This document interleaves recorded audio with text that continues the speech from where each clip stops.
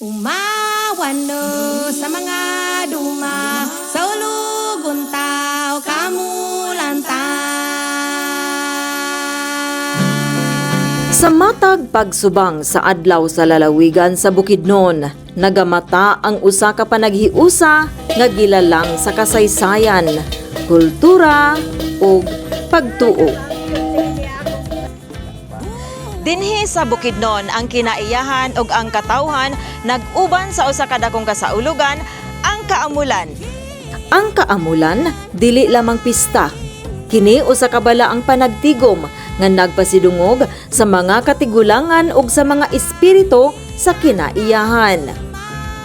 Ang pag-ampo sa isa ka tawo karon natigo man ang 7 ka tribo, so kusog ang pag-ampo kay daghan man nga tribo.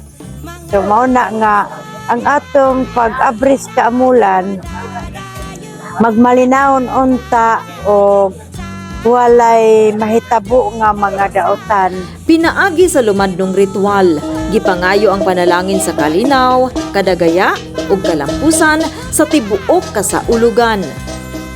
Sa matag lihok ug pag-ampo, ginabanhaw ang espiritu sa kagikan, ang sayaw, ang tingog sa tambol ug ang pag-ampo nagdala kanato sa karaang panahon, diin ang respeto sa kinaiyahan ug katigulangan maoy sentro sa kinabuhi.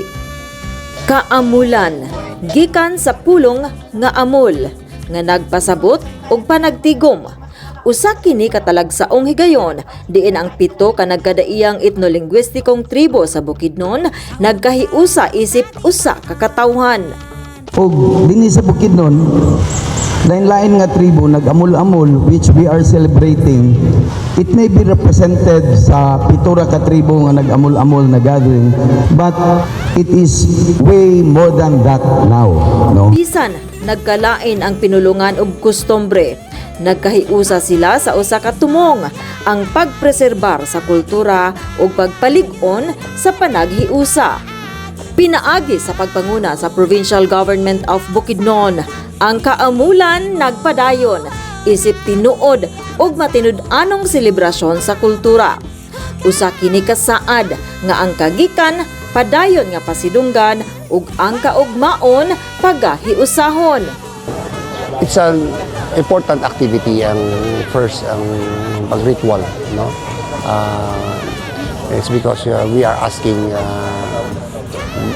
magbabaya God to protect the celebration. Mao na nga to mga representative sa tribo, no?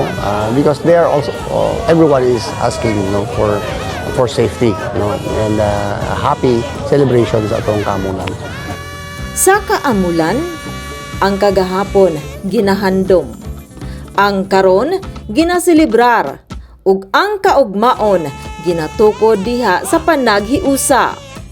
Kaamulan Festival 2026, dili lamang kasaulugan, kundi usa ka buhing kultura sa nagkahiusang katawhang Bukidnon.